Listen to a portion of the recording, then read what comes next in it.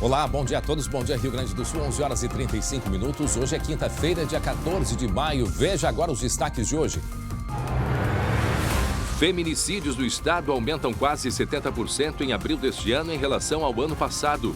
Os números foram divulgados hoje pela Secretaria de Segurança. Crimes em família.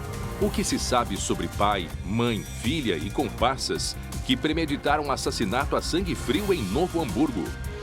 O depoimento emocionante da mãe que perdeu o filho assassinado em Alvorada. O caso ainda é um mistério. Os números do coronavírus no estado, Pesquisa Gaúcha estima que o número de contaminados no Rio Grande do Sul é 9 vezes maior em relação aos números oficiais. O SBT Rio Grande, a sua companhia na hora do almoço e que vai até a 1 da tarde, já está no ar.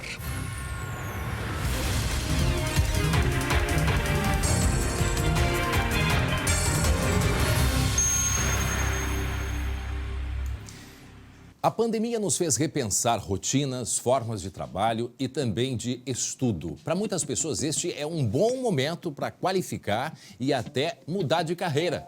Na reportagem, os detalhes.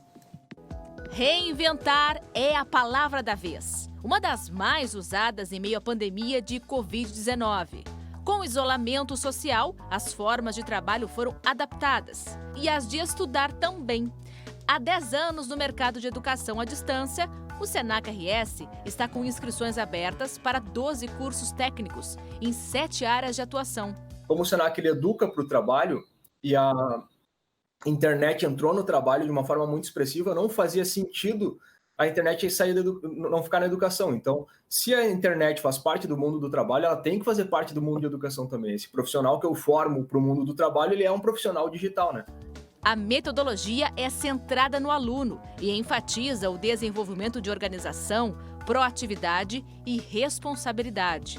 O currículo é o mesmo do ensino presencial e tem acompanhamento de professores. Hoje a gente tem um corpo docente de quase 100 docentes atuando nos cursos técnicos. Isso para a organização é um custo grande, mas a gente entendeu que, olha, é central para o nosso processo ter um acompanhamento docente. Então o aluno ele vai ter atividades semanais que ele tem que enviar pelo ambiente virtual. Essas atividades caracterizam a presença dele e ele tem esse acompanhamento dos especialistas em cada área. Os interessados podem acessar o site ead.senac.br/cursos técnicos e se matricular até o dia 15 de junho. 11 horas e 38 minutos, você vai ver ainda hoje sobre crimes em família. O que se sabe sobre pai, mãe e filha e também comparsas que premeditaram um assassinato a sangue frio em Novo Hamburgo no dia 6 de março. Aí a gente vê imagens que nós temos do local, do edifício, no momento em que a vítima chega, no momento em que a garota, a namorada dele de 16 anos chega e essa família, portanto, é acusada deste assassinato. E você vai ver também o depoimento emocionante da mãe que perdeu o filho assassinado em Alvorada, aqui na região metropolitana. O caso ainda é um mistério. Nós mostramos ontem esse caso e daqui a pouco nós vamos dar mais detalhes. É um rápido intervalo, mas muito rápido, eu já volto. Já estamos de volta com o SBT Rio Grande. Vamos falar sobre aquele crime em Novo Hamburgo. Tem novidades, o crime envolvendo uma família, pai, mãe e a filha de 16 anos. O colega Lucas Abate tem outras informações a respeito deste caso que falamos ontem, não é, Lucas? Bom dia. Bom dia, André. Bom dia a todos. Nessa semana caiu o sigilo sobre esse caso envolvendo um assassinato do João Vitor Friedrich, de 31 anos, dentro de um apartamento em Novo Hamburgo. Uma história que ainda cercada de muitos mistérios, mesmo com a investigação da polícia já bastante avançada, mais de 400 páginas de inquérito para elucidar, primeiro, um homicídio, mas que a partir desse crime, André, a polícia descobriu um grande esquema de golpes que estava sendo aplicado não somente na cidade de Novo Hamburgo, mas também em outras cidades do país. Que golpes são esses, André? A polícia ainda não revela os detalhes, pois está avançando na investigação e novas informações sobre isso poderiam atrapalhar as investigações, a elucidação desses golpes. Mas o que se sabe, o que se pode divulgar até o momento, André, é que eles conseguiram dar um golpe milionário, conseguiram mais de 2 milhões de reais e esse foi inclusive um dos motivos para o assassinato do João Vitor Friedrich por toda uma família envolvendo pai, mãe e uma filha adolescente que era a namorada do João Vitor. Lucas, a gente vai agora recontar a história, mas eu só quero saber de um detalhe. Aquele policial temporário, esse que aparece aí na imagem, essa imagem aqui que está aparecendo, ele está preso? Onde é que ele está? Ele está preso, André. Está preso desde a semana seguinte ao crime, foi preso, assim como o pai e a mãe da jovem. Esses dois estão presos. E também tem outras 2 mulheres, ao todo são 5 pessoas, 5 adultos e adolescentes envolvidas no crime. Então vamos repassar aqui. O pai, a mãe e o policial estão presos diretamente pelo homicídio e outras 2 mulheres estão relacionadas ao crime, não estão indiciadas, acusadas pelo homicídio, mas acusadas por participação. Essas 2 mulheres estão soltas, assim como a adolescente, que chegou a ser apreendida, mas por ser menor de idade está respondendo em liberdade a um processo em separado. Para quem está chegando agora, 11h42, é um caso muito cheio de detalhes. Foi muito curioso como tudo aconteceu e através de um crime a polícia descobriu outros crimes. A gente vai recontar essa história, Lucas me ajuda. Vamos lá, aquela primeira imagem que aparece do policial temporário chegando com essa menina de 16 anos. Vamos começar por ali a história, porque como dissemos ali, é um enredo de filme. Tá? Um pouquinho antes dessa imagem aí, essa é a hora que a vítima está chegando. A gente tem que... Porque o que aconteceu? Vamos voltar para o dia 6 de março. Foi uma sexta-feira deste ano. Tá? Para a imagem aí. Nessa imagem, quem aparece é a garota de 16 anos e o policial militar temporário. Por que eles estão juntos aí, né, Lucas? Porque antes disso acontecer, tinha uma festa onde estava a menina e a vítima, um namorado de 31 anos. Ela 16, ele 31. Nessa festa, né, Lucas? Eles brigaram. A festa acontecia em Novo Hamburgo mesmo, Lucas? A festa acontecia em Novo Hamburgo mesmo e eles acabaram brigando nessa festa um pouco antes dos dois, do policial militar e da jovem, retornar ao apartamento. Então os namorados... O que não se sabe ao certo, André, não se sabe se esse policial estava junto com ela na festa, junto com o João, ou se ele foi até a festa buscar a jovem. Mas o que se sabe é que ela saiu da festa, acompanhada desse policial, e volta até a casa, que é o momento que tem essa imagem dos dois entrando no apartamento. Bom, então aí parei mais uma vez a imagem, aparece o policial que está ligado à família, não se sabe ainda a relação, a polícia está investigando. Aparece o policial chegando, carregando a bolsa da garota de 16 anos, ela mais à frente, e teria então acontecido a briga entre a menina e o namorado, que é a vítima. Segue a imagem, aparece os dois agora de costas, ele coloca a mão no ombro dela, ele está segurando a bolsa dela, aí mais uma vez a imagem repetindo deles entrando. Os dois vão lá para o apartamento. Em seguida, o rapaz de 31 anos, a vítima, sai da festa e vai também ao apartamento, onde mora os pais e a menina de 16 anos. E agora a gente vai mostrar essa imagem, que é a vítima chegando, ele está com uma roupa de preto. A vítima chegando, em seguida a gente vai mostrar. Ele chega e aí, ó, tá aí o momento que ele chega, o porteiro abre para ele, tá? Aí, para só essa imagem aí. Então, porque tem um intervalo nesse meio tempo, o que aconteceu? A vítima chega e vai pro apartamento. E nesse instante, estão saindo do apartamento o pai da menina e o policial. Não é verdade? Por quê? Porque houve um desencontro. Enquanto que a vítima estava chegando no apartamento, lá de cima estavam descendo os dois, o pai da vítima e este amigo da família, o policial temporário. Eles estavam indo para onde, Lucas? Isso, André. E eles saem do apartamento, o pai da menina e o policial temporário, eles saem do apartamento pela garagem e eles estavam indo em direção à festa, indo justamente buscar o João. Só que nesse intervalo de tempo que eles saem do apartamento, o João chega pelo outro lado e aí tem aquela imagem dele entrando pela portaria. Como era uma pessoa que frequentava a casa, era conhecido do porteiro, ele liberou sem qualquer tipo de problema. Então, o João sobe pelo elevador e acaba chegando até a porta do apartamento, onde estão a jovem e a mãe, porque os dois, o policial e o pai, acabaram saindo para irem em direção à festa. Agora, então, André, Lucas, as duas ligam... As duas fazem a ligação. As duas fazem a ligação e os dois retornam. Tá. E é esse momento, André, que tem a imagem do pai e do policial temporário retornando e até que mostra o distintivo no peito do policial militar. Mas tem um momento... Um distintivo que é falso. Tem um momento, Lucas, que a gente vai ver na imagem e que me parece que são os três. O pai, o policial e a vítima. Eles chegam a se encontrar na garagem ou eles descem, depois sobem de novo. Tem esse detalhe. Me parece que ali a gente consegue identificar... Ó, os três, né? Isso, volta ali a imagem. A hora que aparece o distintivo... Vamos voltar ali um pouquinho a imagem. Volta a imagem. Volta a imagem, antes. Vamos voltar a fita. A gente está voltando ali para mostrar. Porque tem um momento em que os três se encontram na garagem. Que é a vítima, o pai e o policial militar temporário. Relata pra gente em que momento foi esse encontro aí, Lucas. Então, o que aconteceu? No momento em que os dois saíram e que o João chegou, o João sobe pelo elevador, vai até a porta do apartamento que está fechada, tá? E dentro do apartamento está a mãe e também a filha.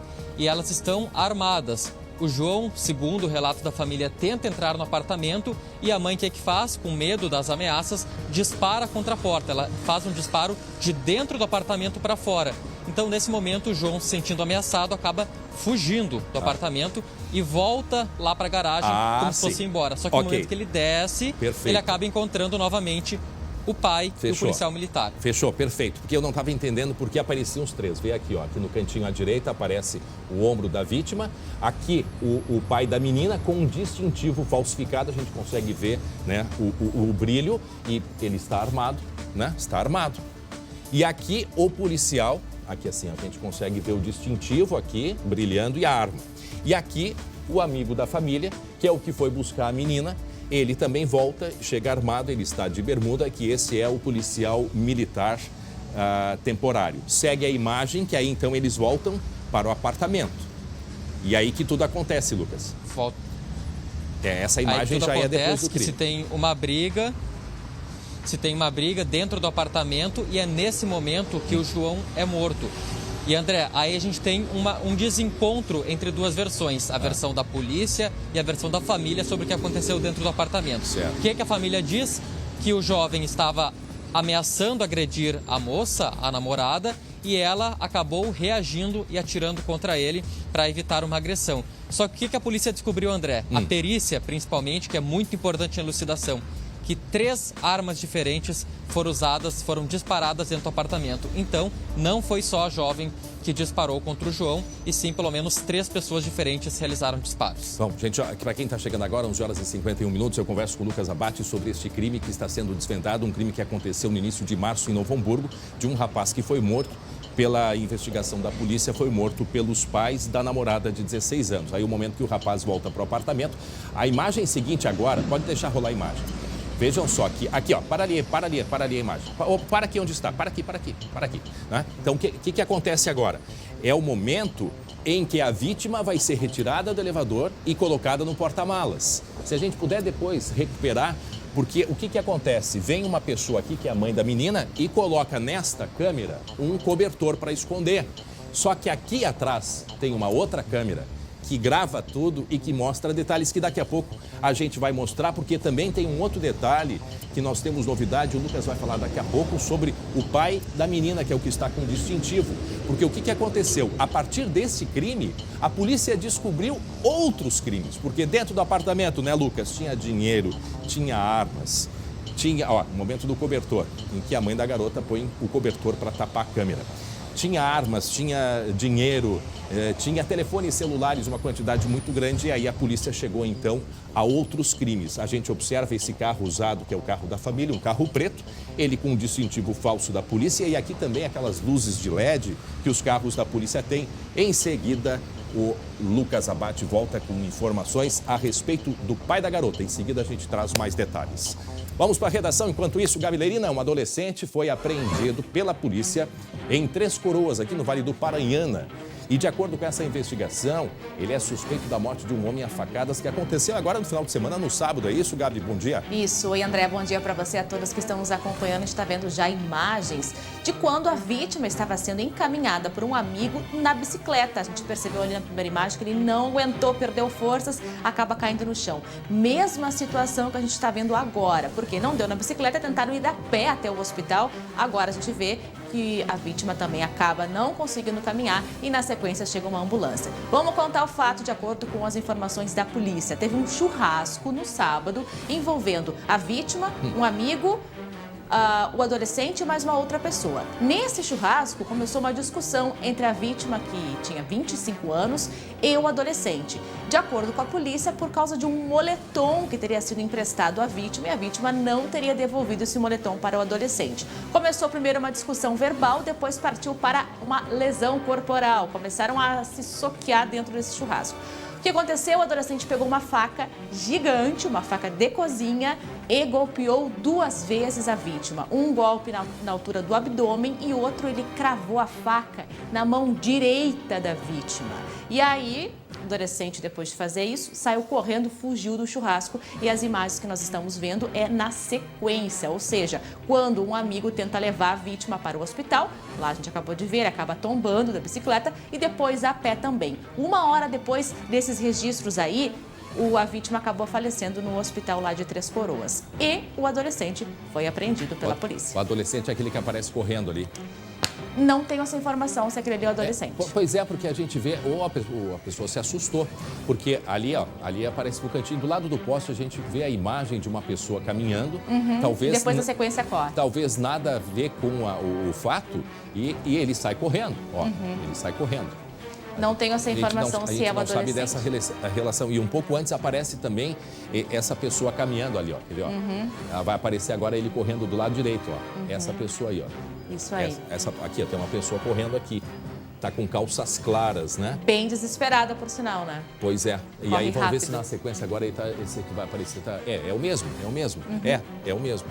Tá junto ali com o grupo. A polícia não deu detalhes se essa pessoa que aparece correndo é o adolescente ou não, mas o fato chamou muito a atenção porque teve essa confusão com uma briga de uma faca de cozinha, né, André? Então, 2 golpes, um golpe na altura da barriga e o outro, olha só, imagina só, né? Meu Deus. Cravou uma faca na mão direita, tá aí essa vítima acabou falecendo no hospital. E tudo errado, né? Um momento de distanciamento que se evita, inclusive, esses encontros, churrasco, o pessoal estava lá reunido, terminou nisso. Bom, vamos para outro assunto, agora para o extremo sul do estado. Um homem foi morto a tiros na Vila da Quinta, né? Lá em Rio Grande.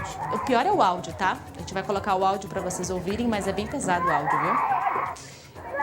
O áudio a gente vai ouvir melhor depois, na sequência, quando começar as imagens. Esse é o homem que atirou contra a vítima, que tinha 39 anos.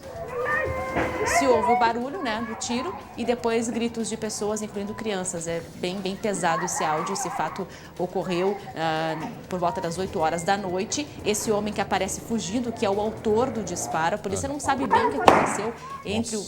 Exatamente, ó. Muito forte esse áudio. Então, o que a polícia tem até agora, André, não se sabe bem a motivação do crime, mas a polícia investiga uma série de discussões entre a vítima e o autor do disparo. Esse homem que disparou aí, ele acabou sendo preso.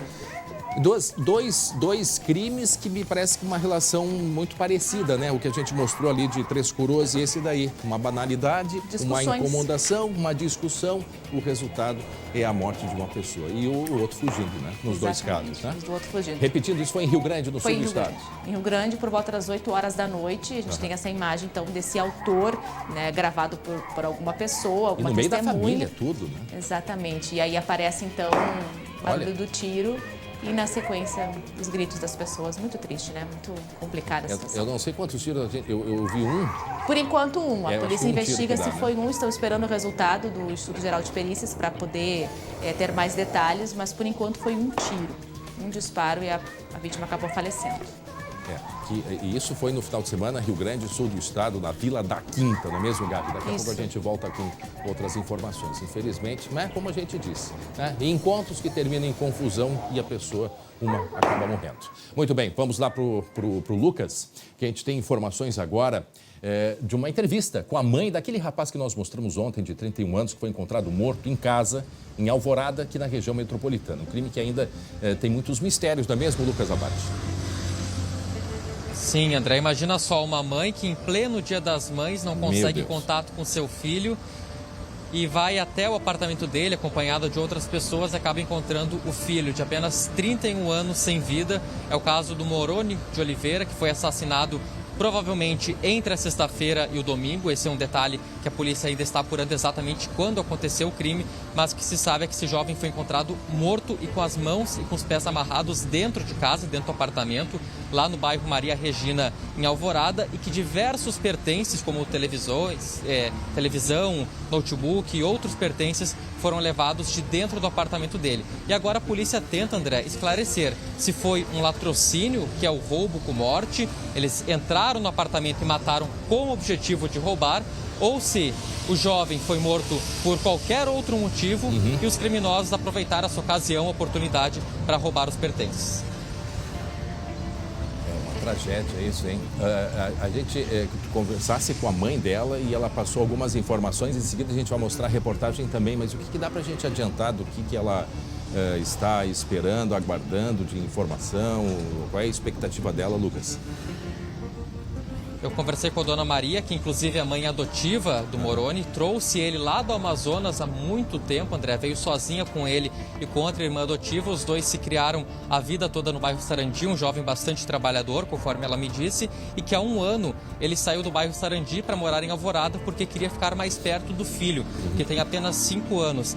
E desde então, nos últimos dias, por conta do coronavírus até, estava um pouco mais distantes, ela por ser do grupo de risco, ele não estava visitando ela diretamente.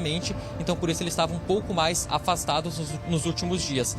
Mas uma suspeita da mãe, André, de que o crime foi motivado por homofobia. O Moroni, segundo a mãe, era bissexual e ela suspeita que o jovem foi morto por uma questão de homofobia, que também é uma das questões analisadas pela polícia. E ela espera que logo seja descoberto o crime, até um pouco para se acalmar, André, porque ela está muito nervosa com a situação, com essas pessoas ainda soltas na rua. Mas, Lucas, ele morava sozinho, é isso? Ele morava sozinho, ele saiu de um relacionamento recentemente com a mãe do filho de 5 anos, mas os dois ainda se davam muito bem, segundo ela. E o que ele fez? Ele saiu da casa da mãe, que era no bairro Sarandi, e foi morar em Alvorada, porque é onde o filho dele morava. Ele precisava ficar mais perto do filho, mesmo morando em Porto Alegre. Então ele saiu, alugou um apartamento lá no bairro Maria Regina, justamente para ficar mais próximo desse filho que tinha 5 anos, a quem, segundo a mãe, ele era muito apegado, então ele acabou fazendo essa opção de morar sozinho para ficar mais próximo do filho. E o crime, o momento do crime, se sabe qual foi? Se foi ainda no sábado ou no domingo? Não se sabe exatamente, André, porque o que foi o último contato do Moroni com a família aconteceu na sexta-feira. E como na sexta ele não respondeu, no sábado e no domingo, a família foi para lá no domingo e acabou encontrando ele morto. Agora tem um ponto-chave nessa investigação, porque se sabe que o Moroni ele recebeu uma pessoa para fazer a instalação de um aparelho de ar-condicionado nesse meio tempo. O que a polícia quer saber? Primeiro, se essa pessoa pode estar relacionada com o crime. Sim. E se não estiver, André, essa pessoa vai determinar o momento, a qual foi a última vez em que o Moroni estava vivo. Então, essa é uma testemunha-chave fundamental para a polícia tentar novas informações sobre esse crime. Uma informação que foi repassada pela mãe até hoje, André, e que a polícia ainda não confirmou, mas que alguns pertences da casa já foram recuperados, então a polícia já está aí perto de encontrar esses criminosos. Bom, para quem está chegando agora, 12:02, eu converso com o Lucas Abate sobre mais um caso misterioso aqui em Alvorada, na região metropolitana. Esse jovem, 31 anos, a polícia não sabe o que de fato aconteceu. O que se sabe é que uma mãe, perde o filho, que foi assassinado, 31 anos o jovem, e pelas indicações da polícia, um crime de homofobia, não se sabe ao certo o que aconteceu. Foi ele que mandou uma mensagem para familiares dizendo que ia fazer o conserto no ar-condicionado, não foi, Lucas?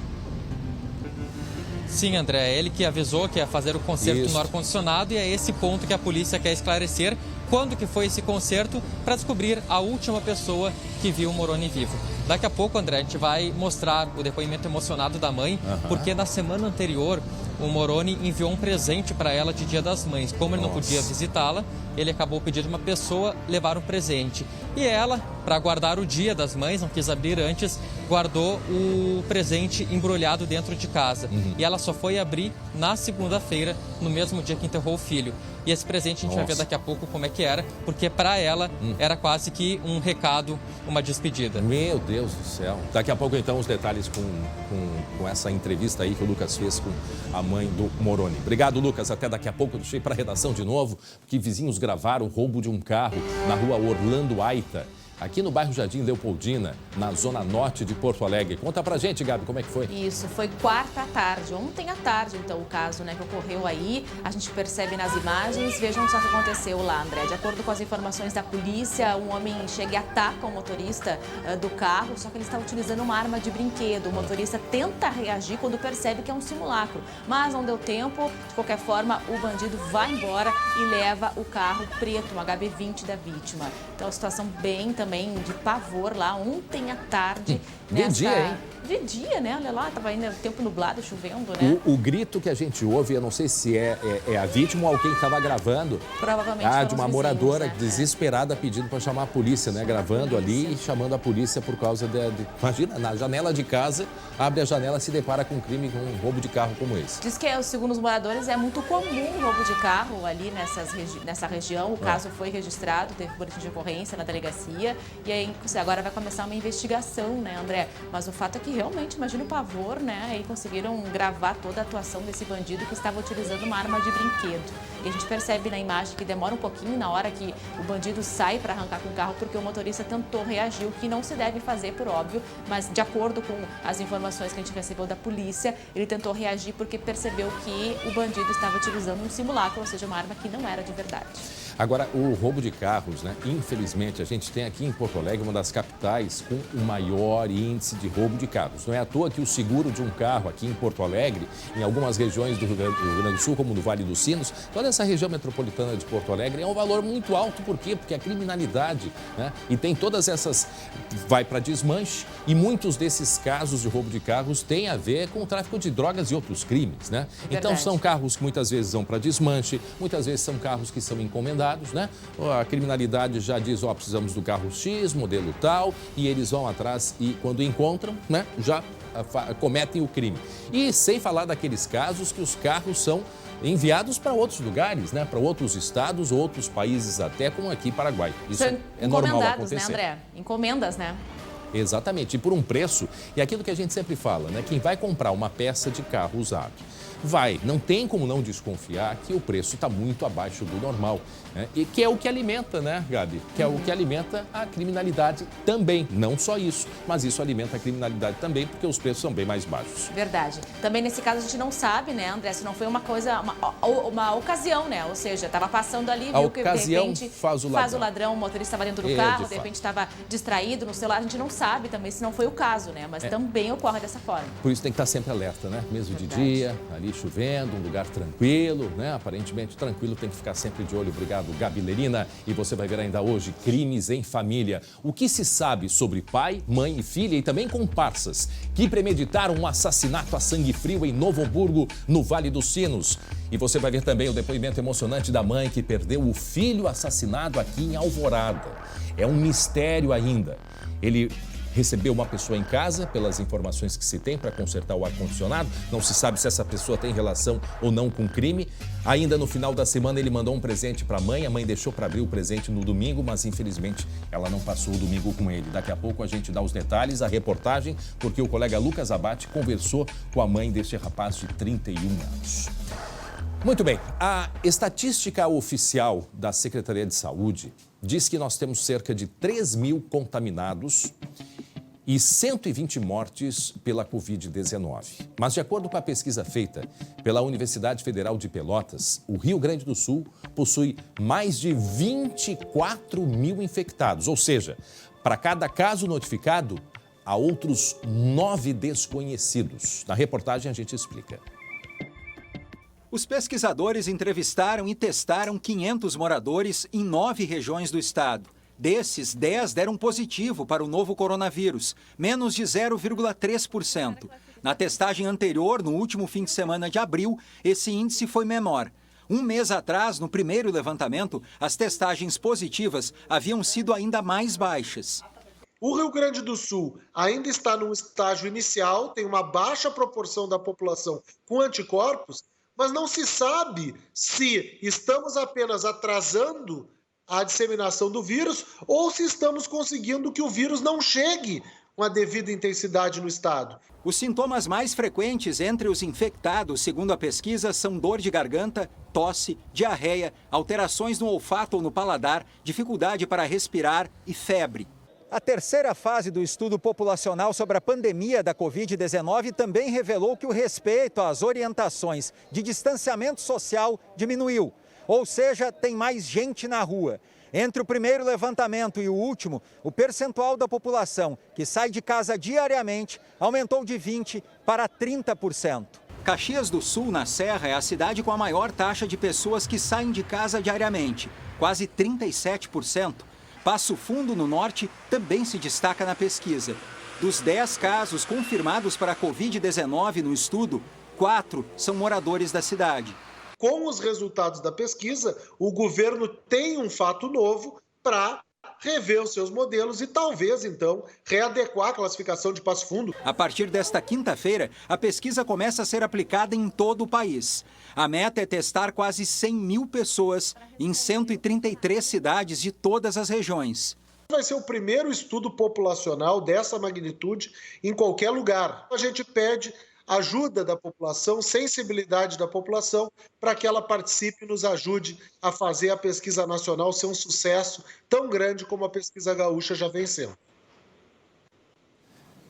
Muito bem, então vamos conferir, vamos atualizar os números, né? Vamos olhar como é que está o site da Secretaria da Saúde, os números de casos confirmados aqui no Rio Grande do Sul. A gente tem em Porto Alegre, são 564 casos, 21 óbitos, Passo Fundo, 277 casos com 20 óbitos. Depois, Lajeado, 209 casos. Bento Gonçalves, 139. Marau, com 132. São Leopoldo, chegando a 107 casos. Caxias do Sul, né, lá na Serra, são 70 casos confirmados. Também temos em seguida, depois de Caxias, em oitavo, Novo Hamburgo com 55, Garibaldi com 53 e Venâncio Aires com 49. O que chama a atenção nessa região de Marau, Passo Fundo, Bento Gonçalves, são os surtos que vêm acontecendo dentro de frigoríficos. Inclusive, teve um caso que a gente até está apurando mais informações ali em Farroupilha, em que um funcionário de um frigorífico passou para a esposa o coronavírus. E essa esposa trabalha num asilo. O resultado disso, diversos idosos contaminados.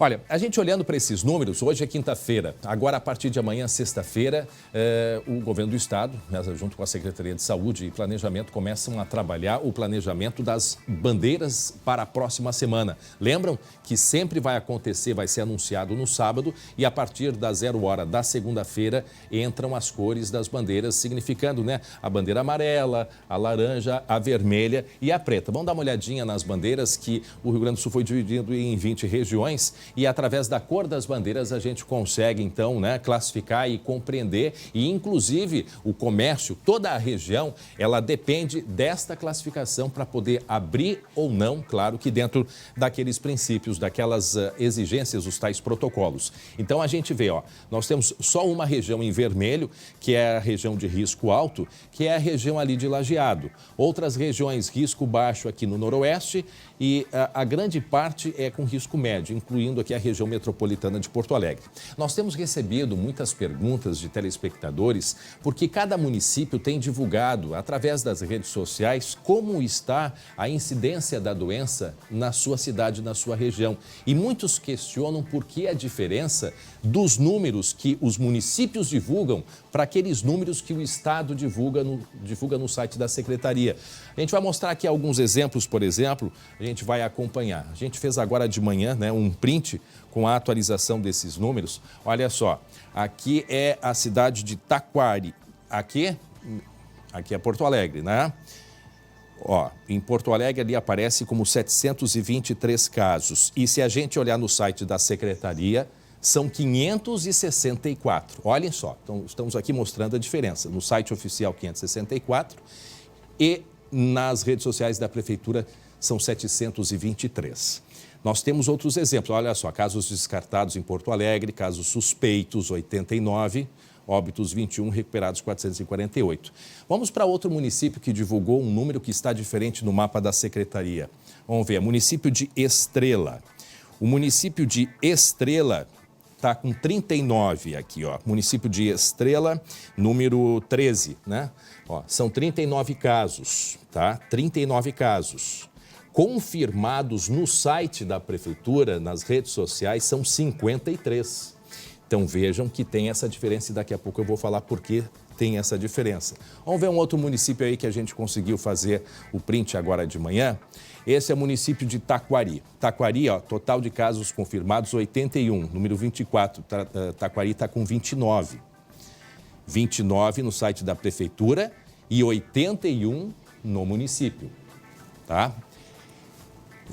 29 no site do Governo do Estado e nas redes sociais 81. Vejam só esta diferença. Daqui a pouco eu vou explicar por quê e o quanto isso deve influenciar justamente na classificação das bandeiras. Tem um outro município que eu mostro. Tenente Portela. Tenente Portela, olha só. Casos confirmados em Tenente Portela 2. No site do Governo do Estado não aparece Tenente Portela. Não aparece. E tem 2 confirmados. E vejam que casos descartados 42, aguardando resultado, tem mais 1. E olha só, casos monitorados em isolamento, ou seja, suspeitos, né, são 79. Né? Então, o Tenente Portela não tá no site. Não tá no site da do Governo do Estado, não está. E agora mais um, vamos ver mais um? Vamos ver mais um aqui. Esse é o de onde que é esse caso? Frederico Westphalen, que é ali pertinho de Três Passos, onde há vários casos também. Em Frederico Westphalen, ó, casos confirmados, 10. Vamos ver onde é que está o Frederico Westphalen aqui no Governo do Estado. Aparece como 2 casos. Cadê o Frederico Westphalen aqui? Frederico Westphalen, aqui, ó, número 127, ó, 2 casos e aqui casos confirmados, 10.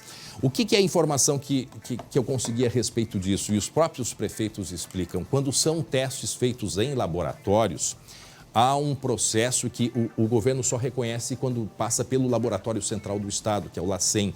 Então, quando são feitos testes rápidos e quando são feitos testes em laboratórios, os números, eles demoram para entrar nesta conta. Bom, a dúvida que fica, e é claro que a gente vai correr atrás para esclarecer, se agora nesse momento da definição da cor das bandeiras, se esses números vão ou não ser considerados, que isso é extremamente importante.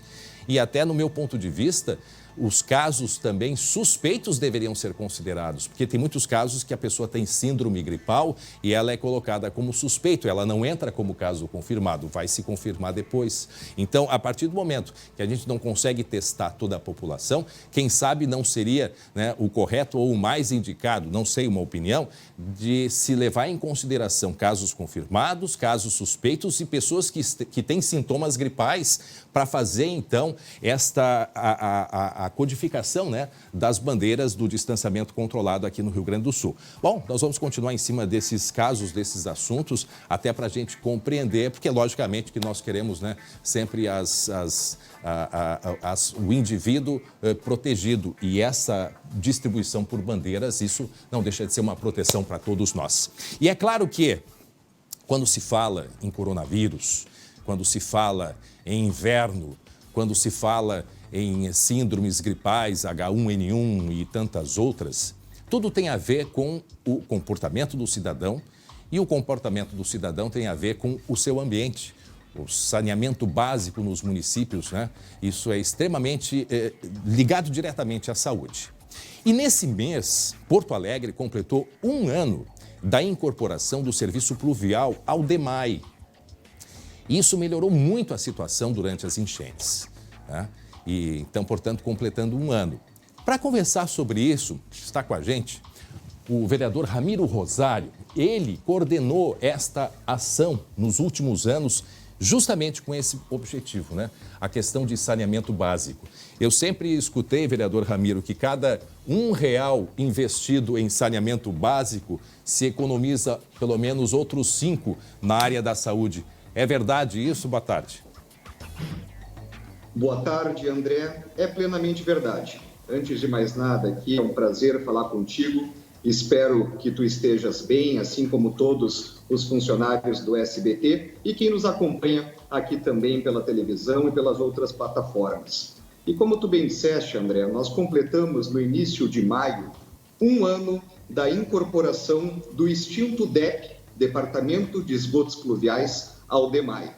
É importante reforçar aqui, e todos devem lembrar, que quando nós assumimos a gestão lá no início de 2017, o DEP era reconhecido por 2 motivos. Primeiro, pela sua ineficiência e segundo, pelos escândalos de corrupção que teve, infelizmente, num passado não tão distante na nossa cidade, em serviços básicos do dia a dia, como, por exemplo, a limpeza de bocas de lobo ou a manutenção de casas de bombas. Nos primeiros 2 anos, a nossa gestão na Secretaria de Serviços Urbanos, André, buscou justamente fazer uma ampla revisão destes contratos de manutenção do dia a dia, muitos deles, inclusive, que não estavam mais vigentes na cidade, com serviços que estavam paralisados ou que não eram feitos há muito tempo em Porto Alegre, como é o caso da manutenção de casas de bombas. Só para que quem nos acompanha aqui no SBT tenha uma ideia, em janeiro de 2017, o funcionamento do conjunto de todas as 21 casas de bombas de Porto Alegre estava na faixa de 40% da capacidade original projetada. Hoje, nós já estamos aí com o dobro disso, passando de 80%, e fazendo uma série de investimentos, tanto na manutenção elétrica e mecânica, como também predial destes prédios. Agora, vereador, tem muita coisa ainda a ser feita, né? Eu queria perguntar assim, quais são os principais, principalmente nos extremos, né? Tanto o extremo sul quanto o extremo norte. Me parece que o extremo norte da capital ainda é o problema mais grave. O que a gente deve ter aí aí pela frente em termos de investimento nessas regiões aí? Nós temos 2 linhas, e que bom que tu mencionaste o extremo norte de Porto Alegre. Quem certamente mora, por exemplo, no bairro Santa Maria Goretti, ou passou pela Avenida Sertório em dia de chuva muito forte, há pouco tempo atrás, alguns anos atrás, observava que a via ficava completamente alagada. Era comum, inclusive, as pessoas depois irem lá buscar as placas dos veículos que acabavam caindo devido aos graves alagamentos. Essa região já se teve uma melhoria muito significativa graças a estes serviços de manutenção do dia a dia, tanto da Casa de Bombas Silvio Brum, na Sertório, como na Casa de Bombas número 5, na Vila Farrapos, e também em outra Casa de Bombas menor que fica bem no meio, no miolo da Vila Farrapos, onde já se teve uma série de melhorias, como também no aumento do atendimento, seja de protocolos do cidadão, como também de limpezas regulares, que aumentou significativamente, muito especialmente nos últimos 12 meses, depois da incorporação de todos esses serviços ao DEMAI. Certo. Agora é importante lembrar e reforçar, quando a gente trata de alagamento, não é também meramente a questão de manutenção, mas obras de infraestrutura são importantes. E nós temos aí o maior conjunto de obras de macrodrenagem da história de Porto Alegre em andamento, que são as obras da Bacia do Arroio Areia, que contemplam 14 bairros, desde os altos lá da Avenida Protásio Alves até a região de planície da Avenida Sertório. Muito bem, vereador. Muito obrigado por sua participação com a gente, porque tem muito a ver também com o comportamento do cidadão, né? Não adianta só a questão de infraestrutura, mas o comportamento de não jogar o lixo, né, no chão. E é claro que a prefeitura também deve propiciar isso também, né? Auxiliar nesse aspecto, mas o cidadão tem um papel muito importante de não jogar o lixo no local errado. Obrigado, vereador. Um abraço ao senhor. Nós todos temos essa responsabilidade, sem sombra de dúvidas, André. Muito obrigado pela oportunidade. Um grande abraço à família SBT. Um grande abraço ao senhor também. Muito obrigado pela participação. Meio-dia, 22 minutos. Por falar nisso, Estael Cias, eu venho para cá, eu não vou para lá. Eu tenho que vir para cá, que eu tenho que ficar longe de ti. Vamos falar de previsão do tempo agora. Vamos falar de previsão.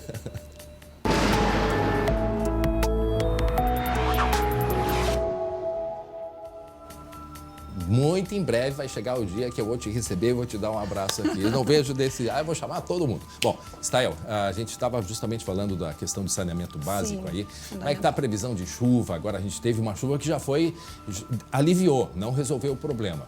Uma expectativa de mais chuva pela frente, Stael? Vai demorar um pouco. A gente deve ter na semana que vem. Até os modelos estão mudando um pouquinho. Havia uma expectativa melhor para a semana que vem. Os dados atualizados hoje cedo já começam a diminuir essa possibilidade de chuva.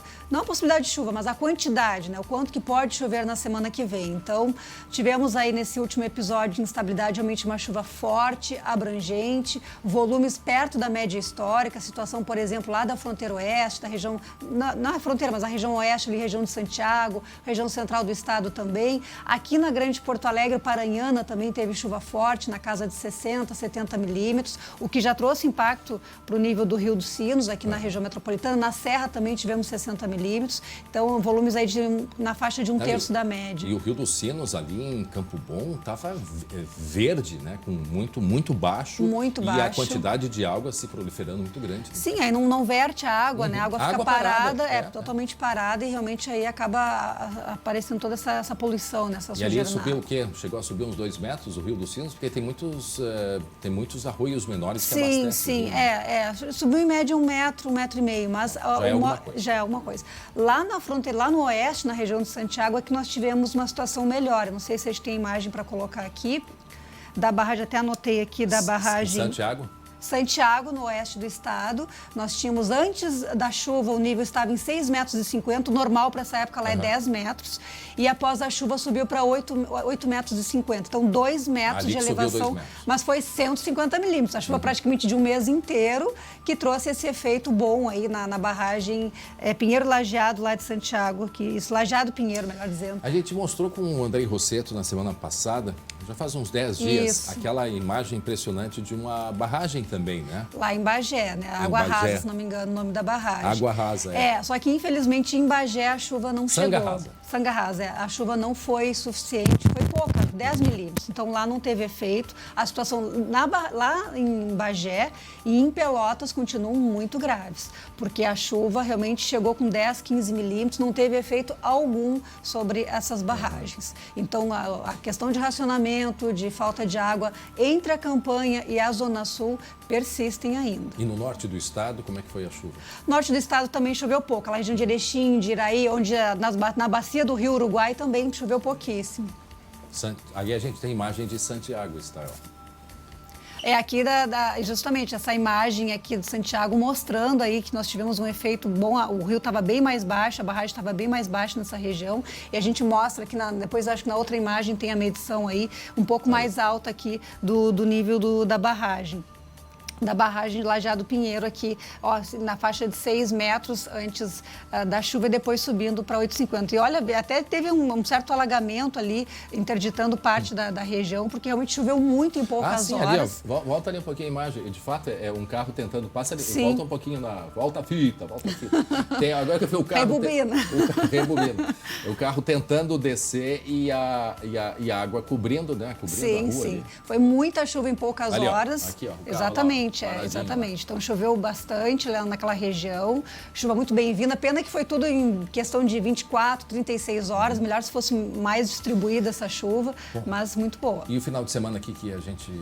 Bom, destaque para as próximas horas é o frio. E falando em frio, eu fiz uma analisada aqui nos dados e comparando, por exemplo, abril do ano passado com o abril deste ano passado nós tivemos em Porto Alegre 6 dias de temperatura abaixo da média e nesse ano 19 dias, 3 vezes mais dias, manhãs frias em Porto Alegre em comparação a 2019. Agora, no mês de maio, a gente está chegando à metade do mês, comparando ao ano passado, nós já tivemos 9 episódios de frio em Porto Alegre, com temperatura abaixo da média, e apenas um no ano passado. Estou curioso para ver esses mapas aí. 2020 já está sendo mais frio do que foi 2019. E as próximas horas vão nos trazer queda forte da temperatura, a gente vai colocar o mapa aqui. Quem mora principalmente naquela região de Passo Fundo, Caxias do Sul, Erechim, Iraí, se preparem que o final da tarde vai ter queda brusca da temperatura. Aliás, a mínima lá vai acontecer à noite. Não vai ser o frio da manhã, a menor temperatura. Nós tivemos já na fronteira oeste algo em torno de 7 a 8 graus, a máxima agora 18. Santa Maria não passa dos 17 graus a temperatura à tarde. Santa Rosa com 18 graus. Novo Hamburgo com 18. Caxias do Sul, uma tarde de 14 graus. Choveu pela manhã. Essa garoa, essa instabilidade era na madrugada. Vai abrir o tempo agora e vai esfriar mais à noite. E Pelotas com 17 graus. Aqui nessa região da fronteira oeste e também da campanha, a temperatura hoje cedo ficou na casa de 2 graus. Fez frio intenso nessas regiões. Agora à noite, a temperatura vai cair bastante nessas áreas da metade norte com ar seco e já poderemos ter geada à noite. Antes da meia-noite, geada nessas áreas da metade norte do estado, porque o ar vai ser muito seco e a temperatura vai despencar. Aqui Porto Alegre, né? Porto Alegre, aqui nós começamos o dia com céu nublado, agora a gente tem sol e nuvens, eu estou vendo a janela aqui, e à noite nós devemos ter céu claro com queda forte da temperatura. O interessante, André, os próximos dias, o frio será intenso nas manhãs e madrugadas, temperatura baixando de 5 graus na sexta-feira, 7 graus em Porto Alegre, interior do estado com mínimas abaixo de 5 graus, com céu claro, frio intenso, geada, mínimas negativas naqueles pontos mais altos do Rio Grande do Sul na sexta-feira e no sábado também. Vejam, Porto Alegre com 8 graus no sábado, Vale dos Sinos é mais frio. Então, se Porto Alegre dá 7 graus na sexta-feira, Vale dos Sinos fica na faixa dos 5 graus. Então, uma diferença bem razoável. Casaco e se proteger. Tem Obrigado, que sair Estael. bem agasalhado. Muito bem, agora meio-dia e 29 minutos. Meio-dia e 29, vamos às notícias do esporte com polêmica.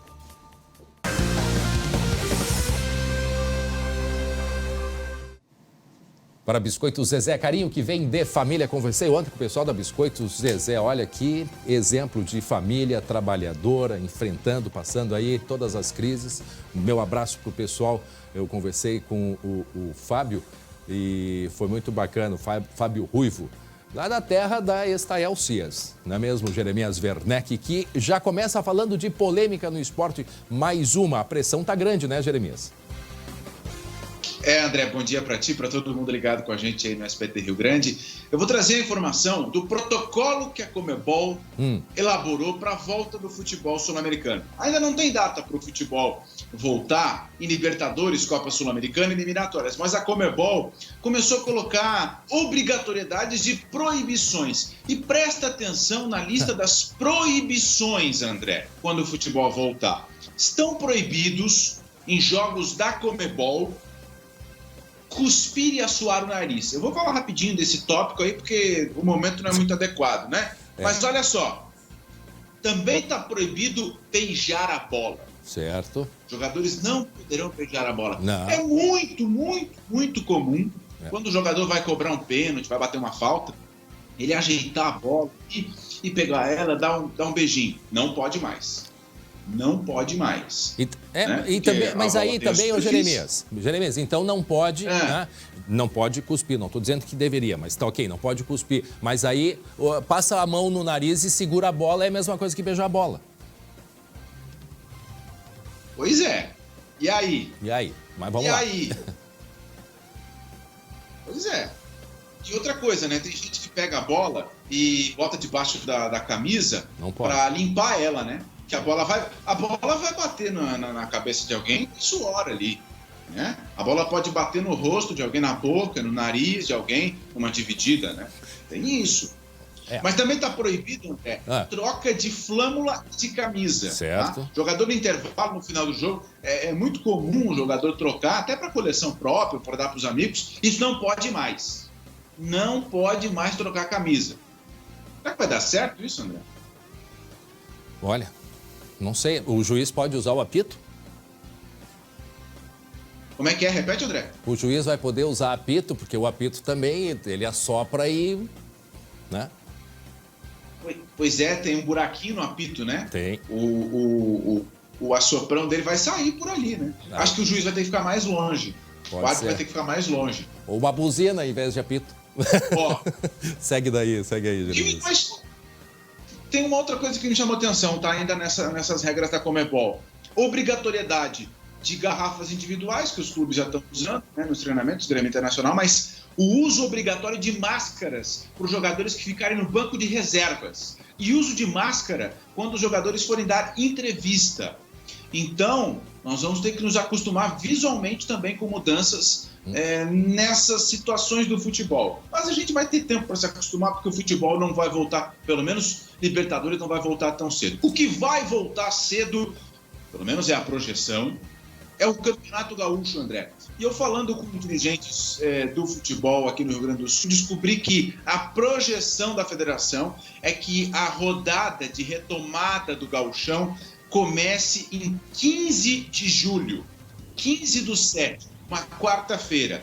É essa data que está sendo estabelecida para a retomada do Campeonato Gaúcho. Campeonato Gaúcho, sem torcida, sem sede única. A partir da próxima semana, a federação vai começar a negociar com os municípios, com as secretarias municipais de saúde, essa adoção do protocolo para que os clubes possam jogar nos seus estádios essa reta final do Campeonato Gaúcho. E uma última informação do esporte, André, diz respeito ao Inter. O Colorado anunciou ontem o corte de 25% no salário de jogadores e funcionários. É uma medida que o Inter está adotando para evitar novas demissões. Tu te lembra, André, o nosso telespectador também, que no início do mês o Inter demitiu em um dia só 44 colaboradores. Então o Inter está reduzindo a jornada de trabalho dos funcionários e reduzindo o salário dos jogadores em 25%. E um adendo, esse corte no salário dos jogadores aconteceu depois do grupo de jogadores procurar a direção. Os jogadores procuraram os dirigentes do Inter e disseram: gente, a gente está aqui para se sacrificar. Se for para não demitir mais funcionários do clube, podem cortar do nosso salário. Excelente exemplo dos jogadores do Internacional, André? Pois é. Bom, vamos ver o que vai dar. Eu cheguei a ficar de cabelo em pé com todas essas notícias aí, Jeremias Werneck. A gente vai ter muito o que falar sobre isso ainda, tá bom? Um abraço. Tchau, tchau, Jeremias Werneck. Valeu. Muito bem, 12h e 34 minutos e você vai ver ainda hoje. Crimes em família. Novas informações sobre pai, mãe, filha e comparsas que premeditaram assassinato a sangue frio em Novo Hamburgo. O depoimento emocionante da mãe que perdeu o filho assassinado em Alvorada. O caso ainda é um mistério. E a quarentena não é sinônimo de sedentarismo. Um grupo de idosos de Canoas dá exemplo do que fazer durante a pandemia. Ontem nós mostramos aqui no SBT a dinâmica de um assassinato que parece enredo de filme de suspense. Um homem de 31 anos que foi morto aqui em Novo Hamburgo, no Vale dos Sinos, no início do mês de março. A justiça quebrou o sigilo da investigação e a Polícia Civil liberou novas imagens que mostram a sequência dos fatos momentos antes e depois do crime. Um crime cometido, de acordo com a polícia, por uma adolescente de 16 anos, os pais dela e comparsa. Os detalhes desta história a gente acompanha agora aqui na reportagem. A namorada da vítima chega no prédio onde mora com os pais pouco antes das 3 da manhã, junto com um comparsa. Na imagem, o homem abraça a jovem no estacionamento. O suspeito deixa o prédio logo em seguida. João Vitor Friedrich, de 31 anos, chega ao local e vai em direção ao apartamento dos sogros. Logo depois, o pai da adolescente aparece entrando no prédio com o mesmo homem que acompanhava a filha. O suspeito está armado. No mesmo instante, João aparece no estacionamento indo embora, mas é impedido pelo sogro e pelo comparsa. O sogro também está armado. Menos de uma hora depois, o pai da jovem e o suspeito aparecem no elevador carregando o corpo de João. A mãe da jovem usa uma coberta para tapar a câmera. O carro, com o corpo no porta-malas, deixa o prédio e a adolescente aparece limpando o sangue do chão. Vizinhos ouviram os disparos e chamaram a brigada militar, que foi até o local. Na garagem, os policiais encontraram mãe e filha com as malas prontas para fugir. As duas foram detidas. O pai da jovem já havia deixado o apartamento com o corpo de João. Em entrevista à nossa equipe, a adolescente disse que João estava agressivo e ameaçava matar a família dela para ficar com os 2 milhões de reais guardados dentro do apartamento. Esse dinheiro todo que foi encontrado no apartamento era um dinheiro oriundo de golpes de estelionatos praticados por eles, que todos, né, faziam parte de uma associação criminosa, tinham tarefas, né, nesses golpes, e o João Vitor era o responsável pela intimidação das vítimas e para a defesa dessa quadrilha, digamos assim. Para a polícia, o assassinato foi premeditado. Há diálogos, né, que nós conseguimos, né, nos aparelhos celulares em que mostram a adolescente indo pessoalmente negociar e comprar, ela adquiriu uma arma de fogo com silenciador. São acusados pelo crime os pais da namorada de João, que já estão presos, e outras 3 pessoas. A jovem responde ao inquérito em separado, por ser adolescente. Na versão da defesa, foi a namorada que matou o João. E tem novidades sobre esse caso. Lucas Abate, conta pra gente. Pois é, André, porque a polícia não divulgou exatamente como ocorriam esses golpes, mas uma informação que eu consegui apurar agora, que é novidade nesse assunto, é que o pai da jovem, olha, André, um estelionatário de longa data. A gente achou uma acusação lá de 2003. Então, pelo menos desde 2003, esse homem estava aplicando vários golpes, André, de várias formas e lucrando com isso. E não só ele, como também outras pessoas da mesma família. Inclusive, André, foi condenado em 2008 pelo Tribunal Regional Federal da 4ª Região a 9 anos e 6 meses de prisão, justamente por estelionato. E não era qualquer tipo de estelionato, não era o golpe do bilhete, esses golpes mais simples, eram golpes mais rebuscados, até mesmo, como disse a polícia, que envolvia, inclusive, André, enganar bancos e também lojas maiores. Então, uma grande quadrilha, uma grande operação que enganou várias pessoas ao longo de anos, até chegar nesse momento em que se descobriu que a família continuava aplicando golpes e, como estava mexendo com gente grande, gente que ameaçava bastante, acabou cooptando o João Vitor, que veio para ser, de certa forma, o braço armado da quadrilha e dar segurança para a família. Agora, Lucas, a informação que a gente tem da própria adolescente, da versão dela, é que ele foi agressivo e foi uma legítima defesa. Tá? O que a polícia diz a respeito da motivação? Porque os 2 milhões, seria pelos 2 milhões? Deve ter mais coisa aí por trás, né, Lucas? Pois é, a polícia acredita em queima de arquivo, André, que o João se aproximou muito da família. Ele veio primeiramente para ser um braço armado, para ser uma segurança, acabou se relacionando com a filha e acabou também ingressando dentro da casa. Então ele sabia, tinha muitas informações e até se tem uma suspeita de que ele de fato pretendia roubar esses 2 milhões. Então essa é a versão da família, que o João foi morto por uma queima de arquivo, que o crime já estava sendo premeditado, que ele seria morto a qualquer momento, mas em uma situação diferente. E o que aconteceu?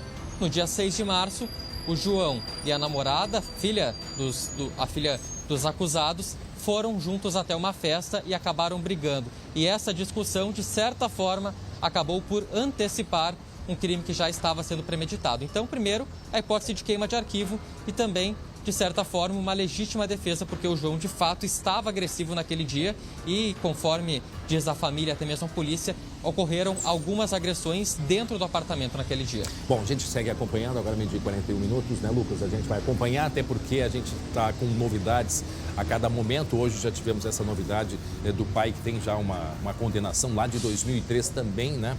Também não, por estelionato. Mas a gente vai seguir nesse caso, nesse assunto aí, pelo crime e pela repercussão que teve de um crime que levou a outros crimes que vem lá de Novo Hamburgo, no Vale dos Sinos. Daqui a pouco a gente volta para conversar. Lucas Abate, agora meio-dia e 41 minutos. Gabelerina, um adolescente, foi apreendido pela polícia em Três Coroas, aqui no Vale do Paranhana. De acordo com a investigação, ele é suspeito da morte de um homem a facadas que aconteceu no último sábado. A gente mostrou essa movimentação, um rapaz caindo ali de cima da bicicleta. Nos dá mais detalhes, por favor. Vamos novamente contar o caso, então, para quem está nos acompanhando. Primeira informação, André, aquele homem que aparece correndo na imagem, nós chegamos a pensar, será que tinha alguma coisa a ver com o crime? Uma relação, né? Não tem, não. Era apenas uma pessoa que estava passeando, caminhando na rua. que levou um grande susto de ver aquela cena e saiu correndo. Então essa fica a informação nova agora desta imagem que a gente já mostrou no início do jornal de hoje. Vamos lá, vamos contar esse caso aí. De acordo com informações da polícia, esse homem que aparece caindo no chão é a vítima. Ele estava indo para o hospital. A gente vê agora que o amigo dele tentou levá-lo primeiro numa bicicleta. Ele não tem mais forças porque ele está atingido com 2 golpes de faca. Primeiro, um golpe de faca na altura do abdômen e também uma faca que foi enfiada, cravada na mão direita desta vítima. E depois, na segunda tentativa, eles tentam ir a pé até o hospital da cidade. O homem também não consegue, não tem condições físicas de caminhar, acaba caindo no chão. Não tem nessas imagens aí, mas tem uma foto que também estava junto com a ocorrência, André, que mostra a chegada da ambulância posterior a essa cena que nós estamos vendo na calçada. 1 hora depois deste registro, esse homem acabou morrendo lá no hospital de Três Coroas. Vamos contar o caso de acordo com a polícia. Esse homem, junto com essa pessoa que estava junto com ele caminhando, além do adolescente e também de uma outra pessoa. 4 pessoas estavam fazendo um churrasco lá em Três Coroas no sábado à noite, quando começou uma discussão entre a vítima e o adolescente por causa de um moletom que teria sido emprestado do adolescente para a vítima, que tinha 25 anos, e daí esse moletom não teria sido devolvido ao adolescente.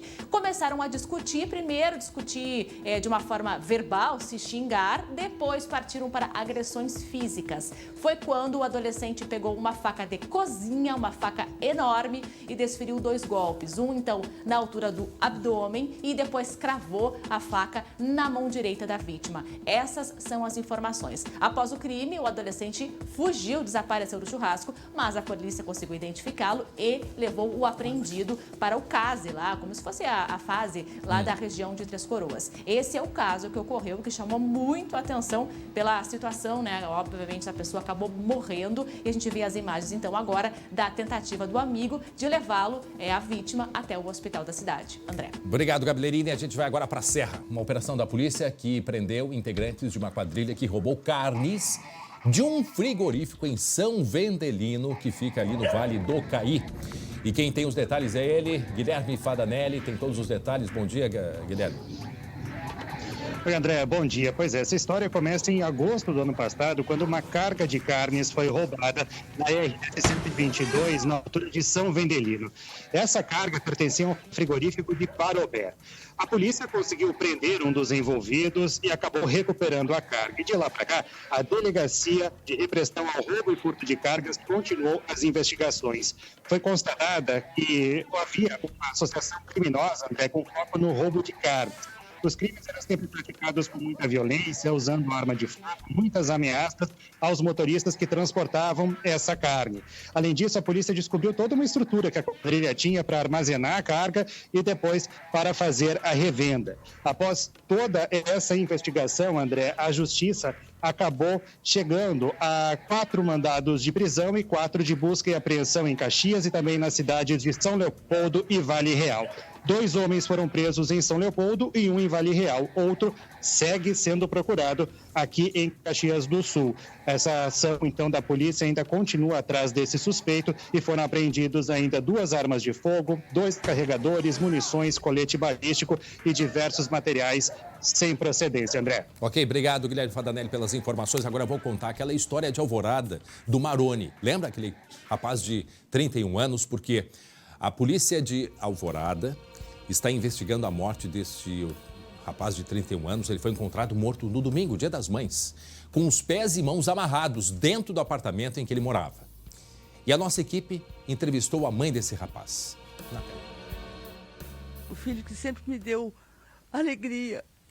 Ele era muito engraçado, ele sempre estava brincando e dizendo as bobagens dele para mim. Ele era meu amigo. Dona Maria se emociona com o presente. É a última lembrança do filho adotivo. Foi enviado por ele antes do Dia das Mães, sem que o rapaz pudesse imaginar a tragédia que o esperava. O pacote só foi aberto pela Dona Maria na segunda-feira, quando enterrou o filho. Eu fico com essa dor imensa no meu coração, que eu nunca vou esquecer. Depois de 2 dias sem responder às mensagens, Moroni Oliveira, de 31 anos, foi encontrado morto no domingo, dentro do apartamento em que vivia, no bairro Maria Regina, em Alvorada. O rapaz morava no local há 1 ano para ficar mais perto do filho, de 5 anos. Agora está o filhinho dele chorando por ele. a ex-companheira também. A Polícia Civil trabalha com 2 linhas de investigação. A primeira é que a vítima foi morta em um assalto e a outra é que Moroni foi executado por outro motivo e os criminosos aproveitaram a ocasião para levar os aparelhos eletrônicos da casa. Eu vou ficar sem o meu filho, sem justiça, e esses bandidos aí matando só para tirar umas porcarias. Por que não levaram tudo e deixassem a vida dele? E tem novidades nesse caso, Lucas Abate, conta. Pois é, André, porque a informação que foi repassada até pela família é que alguns pertences que foram levados de dentro do apartamento foram recuperados. Inclusive, de certa forma, a polícia conseguiu rastrear algum dos equipamentos eletrônicos levados e conseguiu chegar até esse depósito. Só que até o momento ninguém foi preso e a motivação do crime, André, ainda é desconhecida, ainda é um mistério para a polícia. 2 hipóteses principais, 2 vias de investigação mais fortes. A primeira de latrocínio, que alguém entrou no apartamento, não se sabe se convidado ou invadiu o apartamento, com o objetivo de roubar. E alguma coisa aconteceu errado e acabou matando o Moroni. E a segunda alternativa é que as pessoas já foram até lá com o objetivo de matar o rapaz e aproveitar a ocasião para levar alguns itens e, de certa forma, lucrar com isso. Então, essas 2 linhas de investigação estão sendo apuradas pela Polícia Civil lá de Alvorada, que ainda não divulga muitos detalhes, até mesmo para não atrapalhar a investigação. Os objetos que foram roubados foram encontrados aonde, Lucas?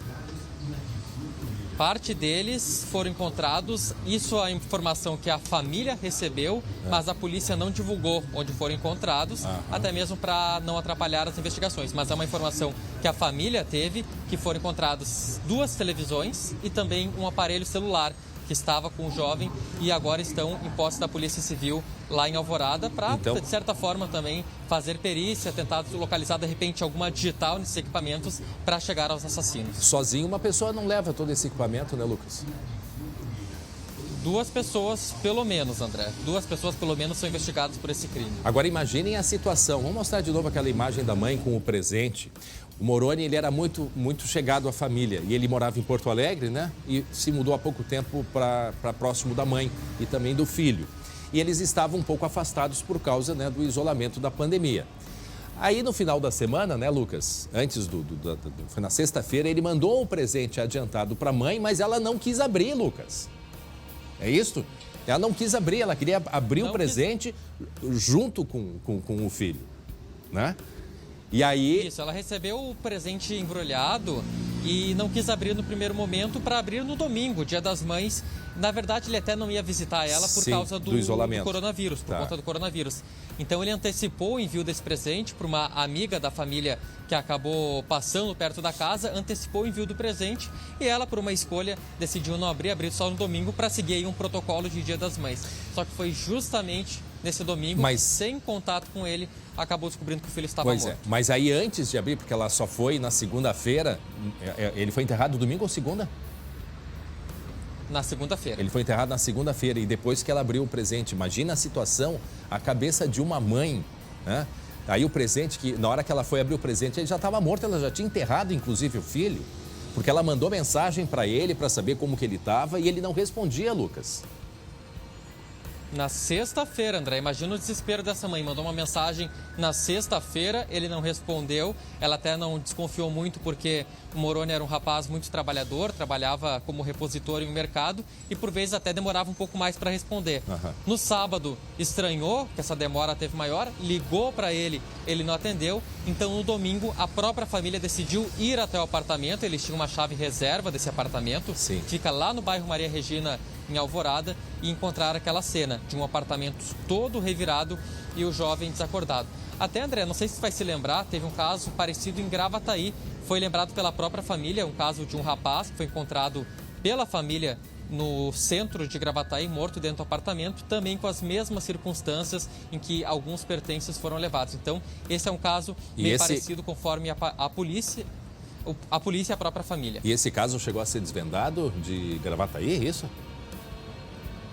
Foi desvendado, André, e até um ponto em comum que teve nesse caso e que é uma desconfiança da mãe do Moroni que o crime possa estar relacionado com a questão da homofobia. O Moroni era bissexual, conforme a mãe, e se tem essa suspeita que o crime foi motivado por homofobia e depois os criminosos aproveitaram e levaram esses pertences. E esse caso de Gravataí foi exatamente a mesma coisa. As pessoas se aproximaram do rapaz com o objetivo de roubar e depois acabaram matando ele a facadas. E não teriam relação ou seria uma quadrilha? A polícia falou algo parecido sobre isso, Lucas?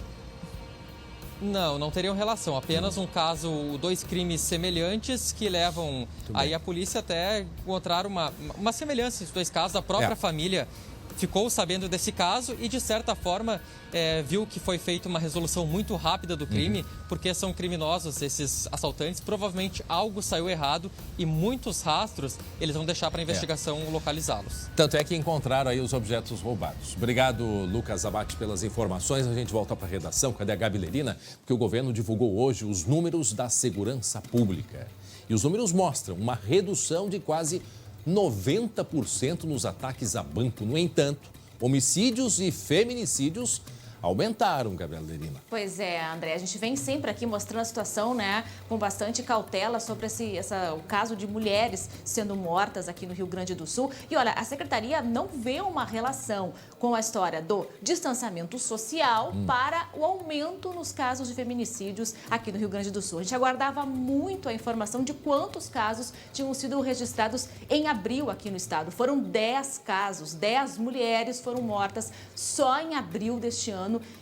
Foram feminicídios registrados aqui no nosso Rio Grande do Sul. Olha, a informação é de que de janeiro até abril, 36 mulheres foram mortas, a maioria por ex-companheiros que não aceitavam o fim do relacionamento. No ano passado, para a gente ter uma média, para poder fazer uma comparação, nesse mesmo período, foram 21 mulheres mortas. Outras informações sobre esse caso. São 36 feminicídios só em 2020. Foram 10 em janeiro, 5 em fevereiro, 11 em março e 10 agora em abril. Como eu disse, a Secretaria não faz essa relação porque, de acordo com eles, lá em dezembro, janeiro e fevereiro já tinha uma curva em ascensão nesses casos. O secretário pediu muita atenção e reforçou para que as mulheres façam denúncias já na primeira situação que encontrarem, que não deixem avançar os casos, porque nem sempre os feminicídios ocorreram quando houve a primeira agressão. Ou seja, primeiro se tem uma confusão, uma briga, uma discussão, as ameaças, e aí mais para o fim é que acontece o feminicídio. Então, reforça a situação do Disque Denúncia para que as mulheres denunciem esses casos, né, André? Com relação ou não à pandemia, é um número inaceitável. Obrigado, Gabi. A Prefeitura de Sapiranga, aqui no Vale dos Sinos, vai pagar até 30% dos aluguéis de microempresas. Por quê? Porque é uma iniciativa, né, para estabelecimentos com faturamento de até R$360 mil e que tenham pelo menos um funcionário.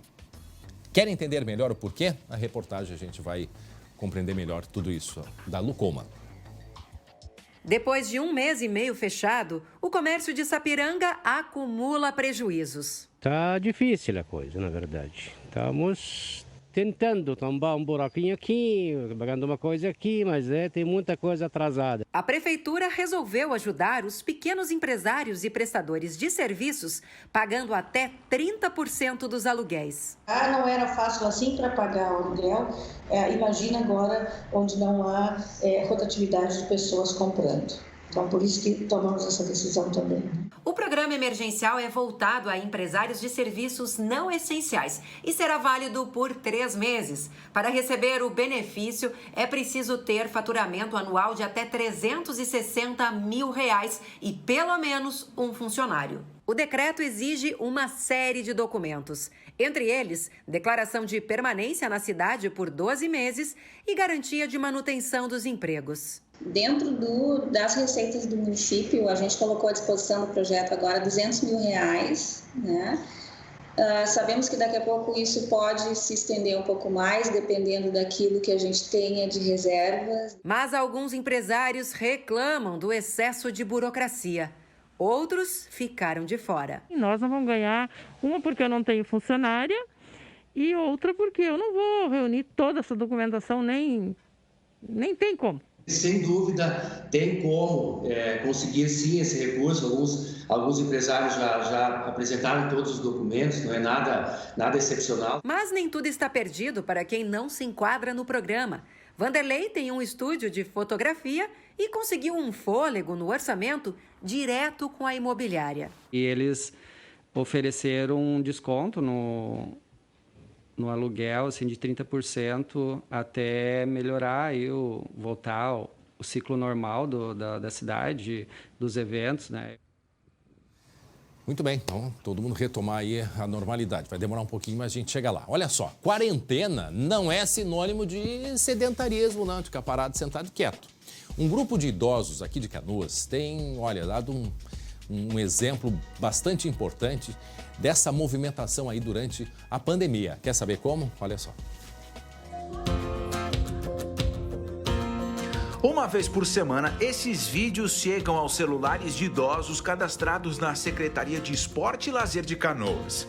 Foi o jeito de manter alunos e professores próximos e em movimento durante a pandemia. O vídeo chega até eles, claro, visando muito da sua permanência saudável, que continue se exercitando, pelos benefícios que isso pode causar, mas também muito por quebrar essa distância, manter esse vínculo. Na palma da mão é possível ter orientações sobre yoga, treinamento funcional, ginástica localizada e ritmos. Opções não faltam para que o exercício seja garantido. Porque o custo do sedentarismo ele é muito elevado para a saúde. Exercitar-se é fundamental para a melhoria do sistema circulatório, cardiovascular, respiratório, muscular, ósseo, articular, para a saúde mental. Esses exercícios são muito bons para nós que somos idosos, porque agora com essa epidemia nós somos obrigados a nos mexer e fazer exercício. O projeto Fique em Casa com Saúde da Prefeitura de Canoas fez tanto sucesso, mas tanto sucesso, que os alunos começaram a compartilhar os vídeos fora dos grupos de WhatsApp. Isso acabou chegando a muita gente. E agora o programa vai, crescer. E estamos então direcionando uma nova forma, um novo formato, na realidade, de aulas para esse novo grupo. Grupo que a dona Juriti não abre mão. Ela sabe que uma boa ideia vale o esforço. E antes de encerrar, ela tem um recado. Faça exercício, se movimente e fique em casa.